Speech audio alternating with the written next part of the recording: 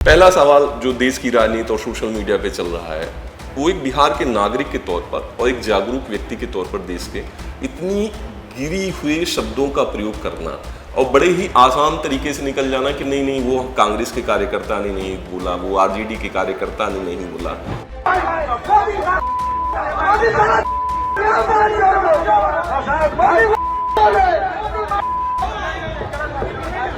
एक नागरिक के तौर पर आप इसको कैसे देखते हैं? नहीं, ये देखिए, पूरे बिहारी के तौर पे हमें बड़ी शर्म है इस बात की कि बिहार में इस तरह की ज़बान भाषा बोली गई। बिहार की राजनीति ने बीते 5 सालों के अंदर कई दिलचस्प करवटें ली। इंडिया अलायंस बना, इंडिया अलायंस की पहली मीटिंग हुई और एक बार ऐसा भी आया कि नीतीश कुमार जी इंडिया अलायंस जो बना और सारी चीज़ें हुई, उसके पहले वो उन्हीं के शब्दों में कहें तो वो भटक गए और वो आरजेडी महागठबंधन के इंडिया अलायंस के खेमे में गए। उस सरकार से पहले बीजेपी के साथ जब वो सरकार में थे तो निर्विवाद तौर पर एक ऐसा चेहरा बिहार की राजनीति में बीजेपी के लिए आया। मैं इसलिए कह रहा हूं क्योंकि वो चेहरा बीजेपी की सेंट्रल की पॉलिटिक्स में, खास तौर पे कहूं तो यूनियन मिनिस्टर भी वो रह चुके हैं और निर्विवाद विद्वान बेबाक राय रखने वाले व्यक्तित्व हैं वो। उनका नाम है शहनवाज जी, मेरे साथ हैं। वो जब केंद्र यहाँ पे आए, जब उन्हें, मेरे ख्याल से आपको जब इंडस्ट्रियलाइजेशन या उद्योग मंत्री के रूप में जब आपको कमान दी गई तो एक दौर बिहार के लोगों की जुबान पे था कि भले ही वो एक छोटा कार्यकाल था, लेकिन अगर वो कार्यकाल बड़ा होता तो वाकई बिहार के इतिहास में इंडस्ट्रियलाइजेशन में एक पत्थर की लकीर या कहें एक स्वर्णिम अक्षरों में लिखा जाने वाला अध्याय बनता। आज शहनवाज जी से बिहार की राजनीति और सारे मुद्दों पर बात होगी। शहनवाज जी, आपका बहुत बहुत स्वागत है नवभारत के साथ। पहला सवाल जो देश की राजनीति और सोशल मीडिया पे चल रहा है वो एक बिहार के नागरिक के तौर पर और एक जागरूक व्यक्ति के तौर पर देश के इतनी गिरी हुए शब्दों का प्रयोग करना और बड़े ही आसान तरीके से निकल जाना कि नहीं नहीं वो कांग्रेस के कार्यकर्ता ने नहीं बोला, वो आरजेडी के कार्यकर्ता ने नहीं बोला, लेकिन बोला तो प्रधानमंत्री के लिए एक शब्द था जिसका प्रयोग भी हम लोग नहीं कर सकते। एक नागरिक के तौर पर आप इसको कैसे देखते हैं? नहीं, ये देखिए, पूरे बिहारी के तौर पे हमें बड़ी शर्म है इस बात की कि बिहार में इस तरह की ज़बान भाषा बोली गई। पूरे बिहार को बदनाम किया गया। प्रधानमंत्री जो बिहार से लगाव रखते हैं, 11 साल में 14 लाख करोड़ रुपया बिहार को दिया है। ऐसे प्रधानमंत्री जिन्होंने 13 ग्रीनफील्ड एक्सप्रेसवे दिए, ऐसे प्रधानमंत्री जिन्होंने बिहार को वंदे भारत नमो भारत दिया है एक्सप्रेसवे, जिन्होंने IIIT दिया भागलपुर के अंदर, जिन्होंने बोधगया में IIM दिया, जिन्होंने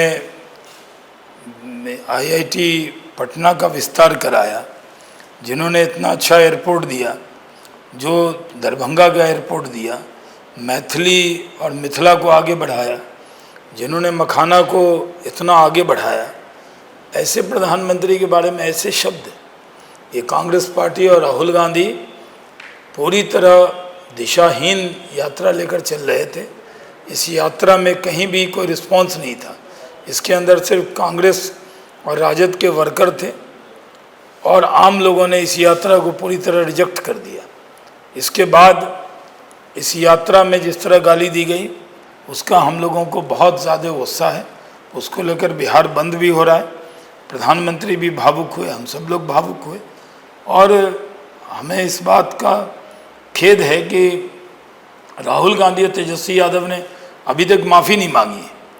वो बल्कि कांग्रेस के नेता अलग अलग तर्क दे रहे हैं, वो पुराने बयानों को दिखा रहे हैं, यानी पुराने बयानों को दिखा के आप जस्टिफाइड कर रहे हैं उस गाली को।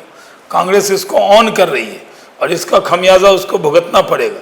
इस बार के चुनाव में हम इकट्ठे एकजुट होकर लड़ेंगे और इस बार 200 से ज़्यादा सीट जीतेंगे और विपक्ष के नेता का दर्जा भी तेजस्वी यादव को नहीं मिलेगा, क्योंकि वो लोग SIR के मुद्दे पर एक बहका के गए। ये कहना कि जहाँ जीत जाते हैं वहाँ तो सब कुछ ठीक होता है और जब हार जाते हैं तो चुनाव आयोग खराब हो जाता है।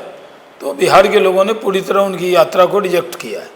आपने कहा कि इस यात्रा में कांग्रेस और आरजेडी के वर्कर थे, तो आपने देखा होगा कि घटना के बाद पहले तो कांग्रेस और आरजेडी के नेता सामने नहीं आए तो एक नए सिरे के साथ कि कुछ फोटो वायरल की गई मध्य प्रदेश में आपकी ही पार्टी के कार्यकर्ता की, कि वो व्यक्ति नहीं, दिग्विजय सिंह ने बयान भी दिया जी, उनके कई नेताओं ने बयान दिया, यानी उस गाली को वो ढकना चाह रहे थे, वो बीजेपी पर थोपना चाह रहे थे जी। लेकिन आज के दौर में थोप नहीं सकते तो वो थोप नहीं पाए जी।